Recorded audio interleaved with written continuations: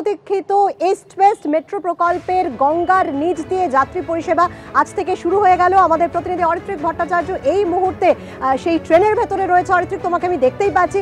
জানতে চাইবো যে হাওড়া ময়দান থেকে এসপ্ল্যানেড না এসপ্ল্যানেড থেকে হাওড়া ময়দান কোথায় যাচ্ছ তুমি এবং কি অভিজ্ঞতা? প্রবল উচ্ছ্বাস, তার কারণ চারদিকে প্রবল উচ্ছ্বাস, তার কারণ এই মুহূর্তে গঙ্গার নিচেই রয়েছে মেট্রো। সেই জায়গাটাকে নীল আলো দিয়ে আলোকিত করা হয়েছে, টানেলটা তুমি দেখতে পাচ্ছ। যাত্রীরাও সেই মুহূর্ত কেউ ক্যামেরা বন্দি করছেন, কেউ দেখছেন, সবাই উচ্ছ্বসিত। এবং 520 মিটার রাস্তা এই মেট্রো গঙ্গার নিচ দিয়ে যাবে। সেই 520 মিটার অংশ এই মুহূর্তে আমরা পার করছি।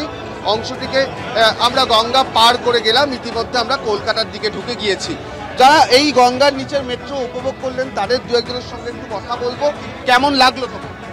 बहुत अच्छा लग रहा है, नए मेट्रो में फर्स्ट टाइम ट्रेवल कर रहे हैं। अपने आप से तो ज़्यादा अच्छा लग रहा है कि भारत इतना उन्नति कर रहा है आजकल, इतना ज़्यादा तक आ गया है कि वंदे भारत एक्सप्रेस भी निकला है, ये भी आज हो रहा है। इतना अच्छा लग रहा है, बहुत अच्छा लग रहा है मुझे सच। অনেকেই কিন্তু খুব আনন্দিত, তার কারণ অনেকে আজকে তুমি যদি মেট্রোর চেহারাটা দেখো, এই মুহূর্তে সকাল 7:15 বেজেছে।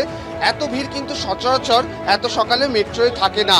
কিন্তু আজকে যেহেতু বিশেষ দিন, প্রথম দিন গঙ্গার নিচে সেই মেট্রো মানুষ উপভোগ করছেন, তার ফলে অফিস টাইমের মতন ভিড় হয়ে গিয়েছে সকাল থেকেই।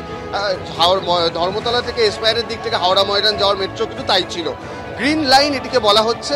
এর আরও একটি বৈশিষ্ট্য, অরিজিনাল এর আগের যে ব্লু লাইন রয়েছে অর্থাৎ দক্ষিণেশ্বর থেকে কবি সুভাষ, তার সঙ্গে জুড়ে যাচ্ছে মেট্রো। হাওড়া ময়দান থেকে কেউ এসে এসপ্ল্যানেডে মেট্রো স্টেশন চেঞ্জ করে মেট্রো স্টেশনের মধ্যে দিয়েই শুধু হেঁটে আর একটি মেট্রো ধরে একদিকে দক্ষিণেশ্বর একদিকে নিউ গড়িয়া অবধি যেতে পারবেন। সার্বিকভাবেই কলকাতার পরিবহনের ক্ষেত্রে গুরুত্বপূর্ণ একটা দিন এবং মানুষ অনেক দিনই অপেক্ষা করছিলেন গঙ্গার নিচের মেট্রোর অভিজ্ঞতার সাক্ষী হতে। সেই উদ্বোধন গত সপ্তাহে হয়েছে, 6 তারিখ হয়েছে। তার 9 দিন পর আজকে যাত্রী পরিষেবা চালু হয়ে গেল এই নতুন মেট্রো। দেশের প্রথমবার গঙ্গার নিচে বা নদীর নিচে মেট্রো।